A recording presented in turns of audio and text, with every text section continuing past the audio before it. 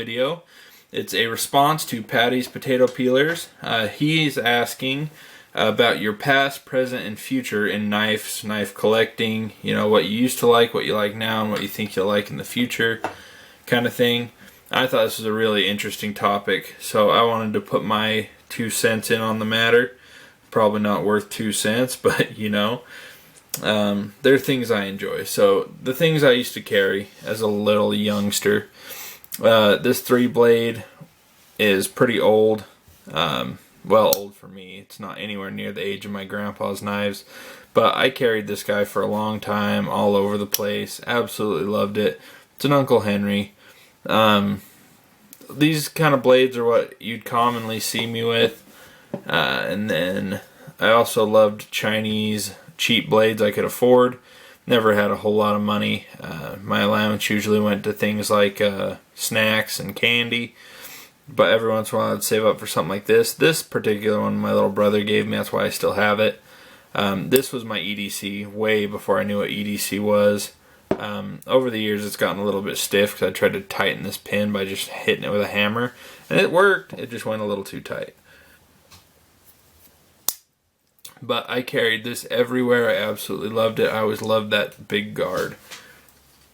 So that was my past in knives. Most of the knives from back then I've gotten rid of just because they're kind of junk. So next up is what my present is. So I love Benchmade's. Spyderco's growing on me. This HK Patrol is my favorite knife so far of all time. Just usability wise. Gorgeous. Great action. So my present has been knives that I can use and abuse. Show you guys those real quick. Anything I can carry in my pocket and use and looks cool. That's really what I've been into lately. So high-end, expensive is not always the case, but these are 3 pretty expensive knives. Well, they're not budget. 125 for the, or 115 for the Patrol, 150 for the Benchmade. This is the, oh man, I used to know this. Benchmade Triage with the seatbelt cutter, made for EMTs. And then the Paramilitary 2 was 125. So those 3 blades are kind of my present. I would say anything that's a user, anything I can take to work and abuse or use around the house, that's what I've been buying mostly, and I've been enjoying them. Pull the one right out of my pocket right now. This is a real steal for 25 bucks. So it doesn't have to be in the $100 range for me to enjoy it. I absolutely love this knife. It's just got to be sharp. It's got to look cool. It's got to function well. And it's got to be sturdy.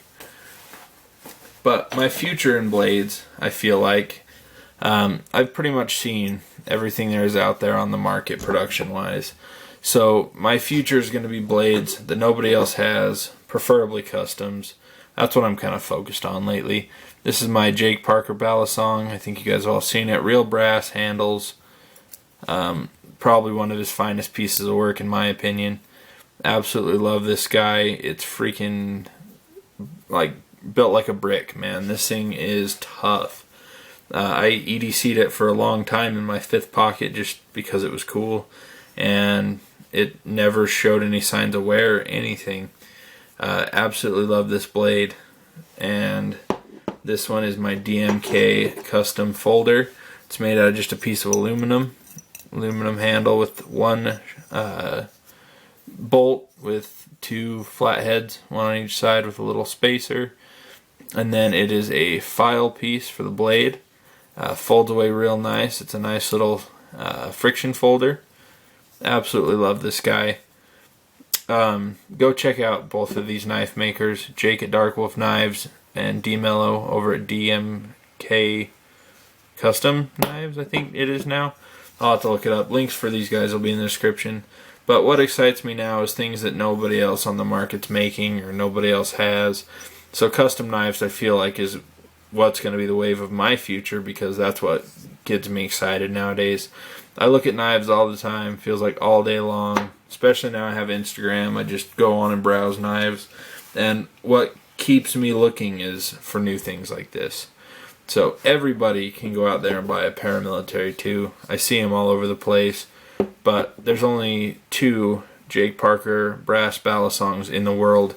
One is in Australia, a very nice guy. I've talked to him about it before, but this is the other. And then this one, I think he made 3, if I remember correctly. So I'm really, really digging the fact that I'm one of 3 and one of 2 in the world that have these. So thanks everybody for watching. I sure appreciate it, and I hope that made sense, and I hope you enjoyed this video, Paddy. Let me know down in the comments, and I'll see you guys later. Bye.